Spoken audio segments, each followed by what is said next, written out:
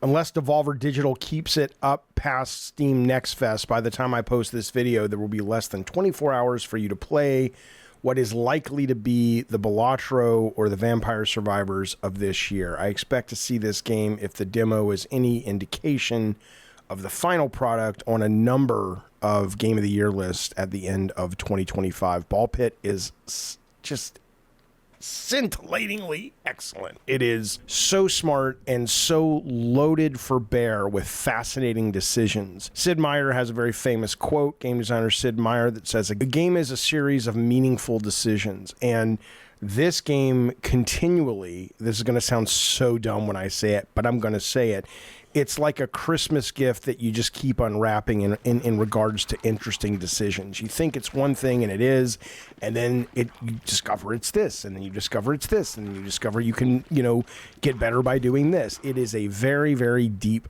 and incredibly addictive and incredibly fun game. Be warned by the descriptor brick breaker. It is not a brick. Oh, I hate brick breakers. I despise them. Just like I like shoot 'em ups, but I'm terrible at them. Brick breakers are the worst part of why I hate shoot 'em ups, which is just that requirement of precision of you miss the ball and you lose.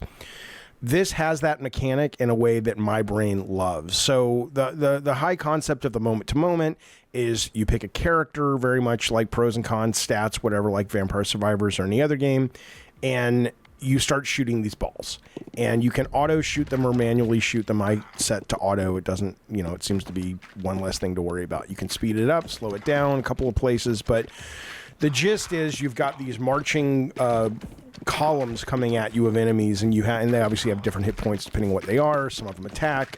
They all attack when you get close. You get a little exclamation point warning, and then if you don't move, you're going to get hit, take 5-10 points. But some will shoot arrows at you. That's probably one of the weakest parts of the demo, is that the arrows, it's very hard to tell when you're going to get hit by them, both from a standpoint of that their color matches some of the colors of the balls that are your friends, and you're like going, in a heartbeat, it's hard to tell which is which.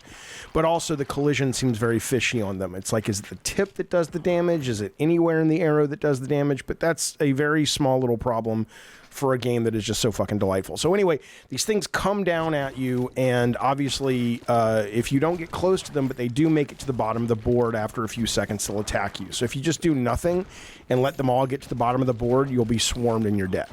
So it's in your best interest to clear as much of this as you can for as long as you can until the boss shows up, and then you fight the boss and you move on to the next, blah, blah, blah. You know how it works. Okay. At the most basic level, as you collect the gems, you're able to collect different kinds of mechanics, mostly balls that create shockwaves, balls that are like ghosts that will go through enemies, and it'll take longer to bounce back, but it'll be good for columns, balls that send out lasers horizontally or vertically, on and on and on. You can create these little stone dudes that go marching through the environment as an ally for you. And obviously, the more you level up, you can choose to sort of get various better versions of those or get entirely new things for your arsenal. There are also these like little fusion portals that when you get, you can choose to evolve a ball into sort of a similar but different version of itself. You can fuse balls together.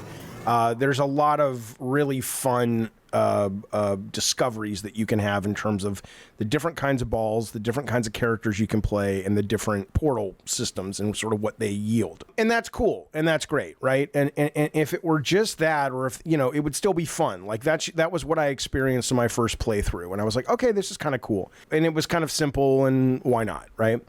And I started to discover the depth of the game, though, and the real nuance of the game in a couple of places. And I'm not even going to talk about the meta yet, which we'll get to in a second, but in terms of the rogue aspect of it, there's just a moment-to-moment gameplay, right? So positioning in this game is everything. And because your balls kind of shoot out, because your balls kind of shoot out in a predetermined order, I don't know if it's based on what you've picked up when or how it works, but they're all on timers, right? So the little baby balls, they call them, are just going to be like boop, boop, boop, boop, boop, just constantly and you have a limited resource of them. And so once they get off into the environment, They're bouncing around until they come back to you, and then you can fire it immediately. Some of the bigger balls, oh my God, some of the bigger balls that do more damage and stuff have a timer. So when you get it back to you, you still might have to wait 1 to 4 seconds before it shoots, right?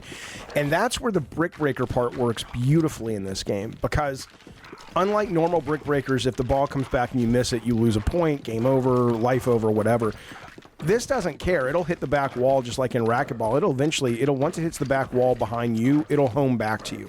But the more you realize which ball you need in which situation, the earthquake ball, because there's a big phalanx, come on. As that's coming at you, you're going to need a wide attack. And so when that earthquake ball is coming back, you do want to play brick breaker with it, and that the sooner you can catch it, the sooner that timer starts to go, and the sooner you're going to be able to launch it again. Similarly with all the other different types of balls. And so part of the mechanic becomes recognizing what you need when, and playing brick breaker and trying to track just that ball, right? Or those series of balls that you need for that situation.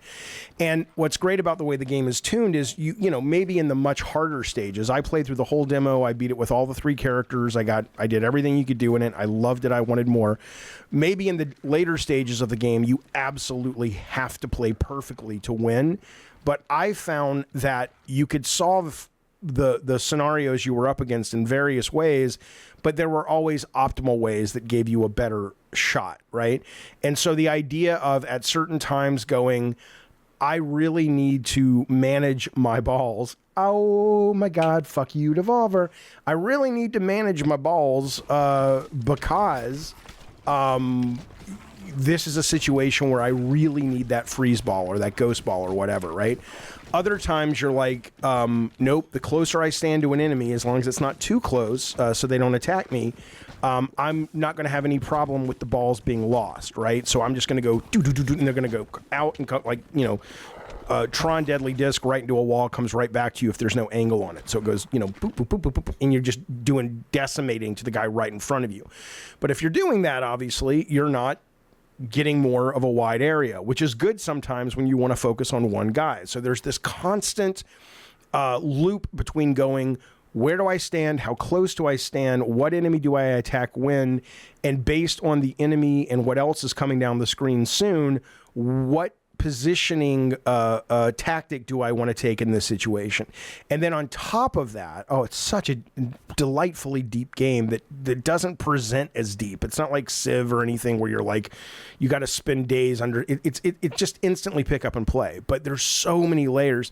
Then there's balls, obviously, that they bounce, they do more damage, or balls that do huge damage at first, but once they bounce, they're like shitty, so it's better to get it back as soon as possible. You know, there's, and so you've got to take that into account as well. Then it's the first thing you do in this game is you start to think about, oh, okay, I'm just going to aim the ball forward and kill as many people as I can. And that's great at first, but you can't really sustain the game that way. You'll get overrun. And you start realizing, oh, I need to kind of angle the ball at times, or the series of balls at times, to the back, so that the balls will start damaging them from behind, and you'll get a lot more hits that way, right? But then it opens up and it says, okay, well, you can create your own path to do that, right? So sometimes you may find yourself going, I'm going to destroy this little 2 or 3 column group of guys, or a diagonal group of guys. That's going to open up a path that's going to let me then angle the ball, and I'm going to send a whole salvo of ball attacks through that path I've just opened up and hit the back, right?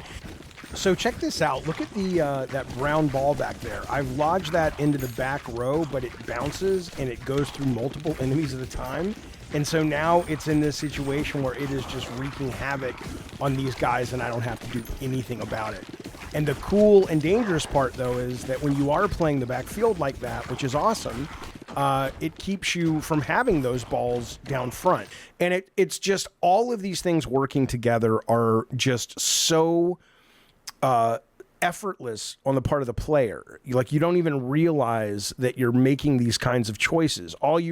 The takeaway is, holy shit, this is addictive. And I think the addictive property of it is every time you lose, you go, I could do better, or it was my fault, or there's, it's one of those things where subconsciously at first you start to realize there's a way I can do better and it's my fault, which always usually, that's a useless. When you start to realize in a game that you failed, but you could do better and it was your fault and you're having fun, that's where that addiction, I think, or at least in part, comes from. And this game has that, in a massive level. So you immediately want to jump back in and try again. Okay, so that's the core of the game, of the demo they showed us. There's a lot more characters if you watch the Devolver Summer Games Fest video, a lot more mechanics, blah, blah, blah. But what they gave in the demo, like I said, I played them all. I'd play more if I could. I hope they don't take this down. But they probably should. Probably good for marketing to let people hype it up and talk about it and then release it. Anyway, then there's this kind of meta on top of it, which, I like. I'm glad it's there. It's a little, like, when I first saw it, I'm like, wait, what? And now I get it, and I like it. And I like it enough that I'm cool with it. But it's this kind of idea of you've got this village and you take your resources, whether it's your gold or your wheat or your stones or whatever that you get from the field, and you can build fields or forest or buildings and with those resources. And then to harvest the resources, there's also kind of like a bouncing pool ball thing where you've got to bounce the characters you've collected into those zones, and the better you line up your shot, the more you'll harvest. And so you'll be able to then take that, apply that to these buildings, and the buildings will do things like all of your characters will get a little stronger, a little faster. The area of effect for certain attacks like earthquake attacks, poison attacks will be bigger. So there is that nice meta loop there.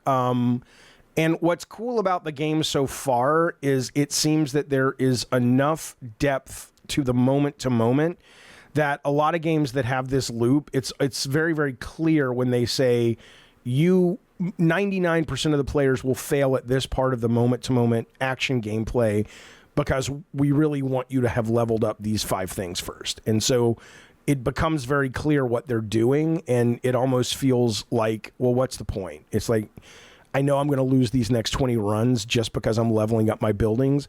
This game, because there are so many ways you can succeed beyond the obvious, I think that what I don't know what the term is, but that sort of play space of opportunity to do well based on your own skill and based on your own intellectual connection with the game seems there's a lot more opportunity there to succeed without feeling so tied to the meta structure. You are tied to the meta structure, and you absolutely have to do it. But it doesn't feel as strict as a game like, say, Vampire Survivors or whatnot, where if I don't speed my guy up, what's the point? There's no hope. So let me die 10 runs as best as I can, so I can take all my earnings and speed my dude up, right? That's there, but it's probably one of the most least strict in that, but still, because the gameplay moment to moment is so rich and satisfying, those things marble really, really well together. So, I don't know what the future holds for this. If you watch the video, there's obviously more bosses, more characters.